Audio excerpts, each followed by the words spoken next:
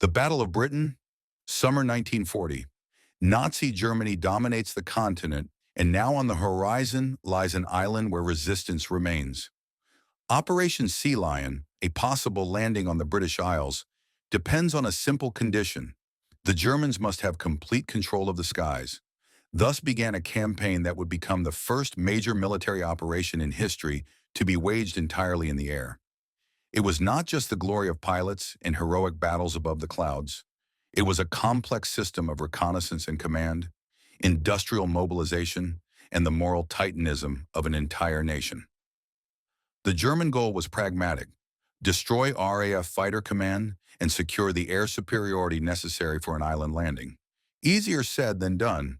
In the summer and early fall of 1940, the Luftwaffe concentrated its efforts on naval raids, then on fighter and bomber strikes against airfields, and finally it switched to night bombing campaigns against cities in an attempt to break the will of the British. The British mission was also clear, but they faced the problem of survival. Having a limited pool of aircraft, pilots, and airfields at their disposal, and using them as effectively as possible. The key to success was not only the courage of the pilots, but also the fact that their actions were multiplied by technology and organization. The chain-home radar-based early warning system, linked to a network of observers and control centers, allowed Britain to expend resources economically and direct fighters precisely to the point of engagement. It was this integration that later became known as the Dowding system, Britain's main invisible victory. At the height of the battle, Winston Churchill uttered a phrase that outlived the conflict itself. Never in the field of human conflict has so much been owed by so many to so few. These few, the pilots and personnel of Fighter Command, became a national symbol of resilience. The Germans made equally bold statements, often tinged with confidence and overconfidence. Reichsmarschall Goering, commander of the Luftwaffe, repeatedly declared the invincibility of his air force and expected to quickly overcome resistance. German headquarters even spoke of weeks needed for victory. Historians emphasize that this confidence played a role because the Wehrmacht underestimated the resource flexibility and moral fortitude of the British. Britain's shield, technically, arose from pure organizational genius. The chain-home early warning system provided time for reaction.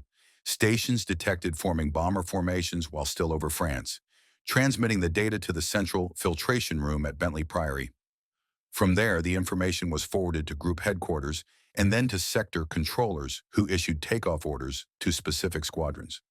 This decision-making process allowed for the efficient use of fuel, aircraft, and, most importantly, the precious lives of pilots.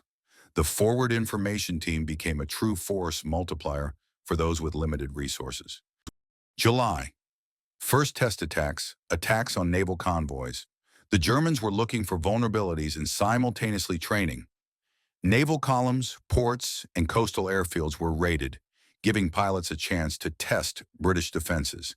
These skirmishes resulted in losses on both sides, but most importantly, they allowed the Germans to discover British weak points. August 13, 1940, the Luftwaffe attempted to blind the Dowding system and strike RAF airfields and communications. Although the Germans succeeded in inflicting damage, they did not disable the radar network or destroy the infrastructure sufficiently. Moreover, they did not strike the auxiliary infrastructure, telephone lines, power plants, which could have paralyzed the system even if the radar towers had remained. This underestimation proved costly. The radars were quickly restored, and British air traffic controllers were once again able to effectively combat the enemy. By the end of August, the British response had become more complex. On August 24th to 25th, the RAF conducted a night raid on Berlin, partially in response to German bombing, a politically explosive act. Berlin soon responded. In early September 1940, instead of continuing the systematic destruction of the RAF, Germany began increasingly bombing British cities, hoping to break morale. On September 7th, the Blitz began, regular bombing raids on London that lasted 57 nights and then continued in targeted strikes until the spring of 1941. It was then that the famous rhetoric emerged among both fighters and civilians, a struggle for the city, for shelter, and for everyday life. The difference in the arsenals of both sides was crucial. The RAF had Supermarine Spitfire and Hawker Hurricane fighters. The Spitfire was renowned for its maneuverability and dueling performance. The Hurricane proved to be a workhorse, downing the majority of Luftwaffe aircraft simply because it was far more numerous in the RAF lineup. The Germans had the Bf 109, the best fighter with excellent climb rate and speed, and massed bombers, Heinkel He 111, Dornier Do-17, and U-88. The tactic was as follows. The bombers flew with Bf 109 fighter cover, which provided protection en route to their target. The pilots, however, were real heroes. The few, many young men, often with little fear of death and an enormous sense of duty. Pilots' memoirs often recount the mixture of fear and adrenaline, the feeling of the impossible when taking off to intercept a huge group of enemy bombers. These voices are the most vivid images of history. We were on our patch and we weren't having it. A reflection of pride found in several veteran interviews, capturing the spirit of that summer. At the height of the battle, an internal British dispute over tactics flared up.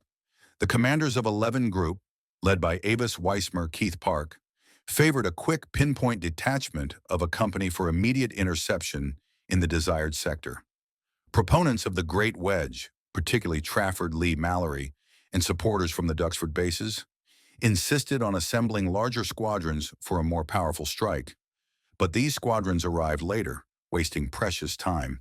This debate wasn't just a technical one. It reflected the difference between resource conservation and the desire to hit the ground running. Ultimately, Dowding and Park won support for their cost-effectiveness and efficiency. The disputes later influenced the replacement of Fighter Command's leadership. But the strategic advantage of operational flexibility was clear. The Germans' initial goal was to destroy the RAF, but several factors led to a strategic shift. The impossibility of quickly destroying radars and airfields, political considerations, and revenge for the raids on Berlin. In September 1940, the German leadership, including Göring, approved a bombing campaign against cities and industrial centers, hoping to undermine public will and paralyze production. This marked the beginning of the Blitz, an intensive nighttime campaign against London and other major cities. Historians note that this shift gave the RAF breathing space, as nighttime bombings did not have the same destructive effect on aviation infrastructure as precision strikes on airfields during the day.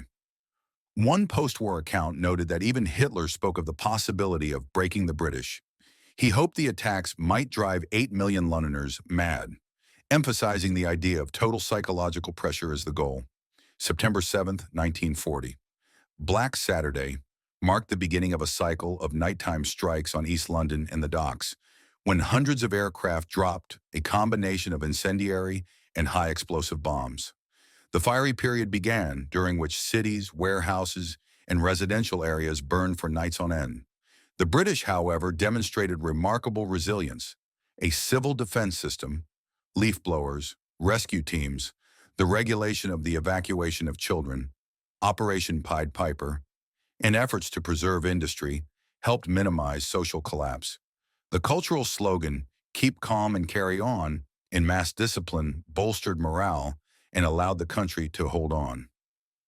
By the autumn of 1940, it became clear that the Luftwaffe had not achieved the necessary superiority. The battle resulted in significant losses for both sides, but the balance favored Britain.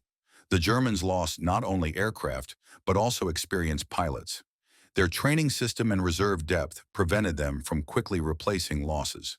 The RAF, on the other hand, was able to increase aircraft production and train pilots, taking into account the salvaged infrastructure.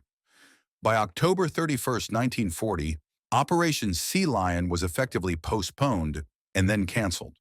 Germany had neither gained stable control of the skies nor the chance of an immediate landing. Historians consider this Hitler's first major military failure. It was an adrenaline frenzy, but we understood that if we lost, they would come. Britain's victory in the Battle of the Skies had enormous consequences. The cancellation of Operation Sea Lion left Britain an unconquered base for continental resistance. It inspired the United States to greater support for the Allies. It changed the course of the war, giving Barbarossa and other operations their own timelines and factors. Historians compare the significance of the Battle of Britain to Waterloo or Gettysburg, moments that changed the fate of future years. Underestimation of radar and command structure. Having destroyed several towers, the Germans believed the system would be disrupted, but it was restored, and the British used the existing surveillance networks. Shift in priority to city bombing. The strategic shift in September 1940 gave the RAF crucial time to recover and regroup. Limited pilot reserves and lack of rotation. The loss of German aces in flight took a heavy toll on the Luftwaffe's training system.